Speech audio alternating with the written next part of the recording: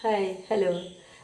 അതെ, ഇന്നത്തെ തലമുറയ്ക്ക് ഈ പ്രാർത്ഥനകൾ, അതുപോലെ പള്ളിയിൽ പോവുക, അമ്പലത്തിൽ പോവുക, അങ്ങനെയുള്ള കാര്യങ്ങളൊക്കെ കുറച്ച് മടി കൂടുതലാണ്. അത് അവരുടെ കുറ്റം പറഞ്ഞിട്ട് കാര്യമില്ല.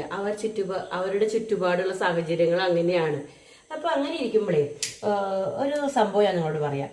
ഒരു അമ്മയുടെ അടുത്ത് ഒരു മകൻ ചോദിച്ചു, അമ്മേ, എന്തിനാണ് നമ്മൾ പ്രാർത്ഥിക്കുന്നത്?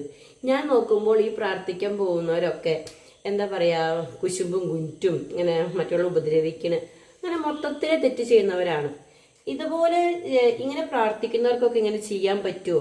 അല്ലെങ്കിൽ ഇങ്ങനെ പ്രാർത്ഥിച്ചിട്ട് അപ്പൊ എന്താണ് അവർ പ്രാർത്ഥിച്ചാലുള്ള ഗുണം എന്താന്നൊക്കെ ചോദിച്ചപ്പോ ഈ അമ്മ പെട്ടെന്ന് നിശ്ചലയായി പോയി ഈ മകന്റെ ഈ ചോദ്യം കേട്ടിട്ട്. സംഭവം ആ അമ്മയ്ക്ക് മറുപടി അപ്പോൾ പറയാൻ അറിയാണ്ടേ അല്ല, പക്ഷെ ആ മകന്റെ ആ മാറ്റം അമ്മ അംഗീകരിച്ചു.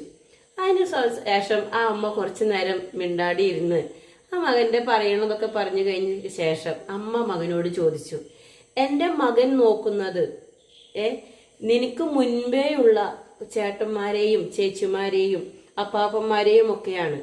അവരെന്ത് ചെയ്യുന്നു, അപ്പോൾ അതുകൊണ്ട് ഞാൻ അങ്ങനെ ചെയ്യുന്നില്ല എന്നല്ല മകനെ നീ പറയേണ്ടത്. നിന്നെ കണ്ട് നിന്റെ ബാക്കിൽ വരുന്ന കുറച്ച് തലമുറയുണ്ട്, നിന്റെ അനിയന്മാര്, നിന്റെ അനിയത്തിമാര്.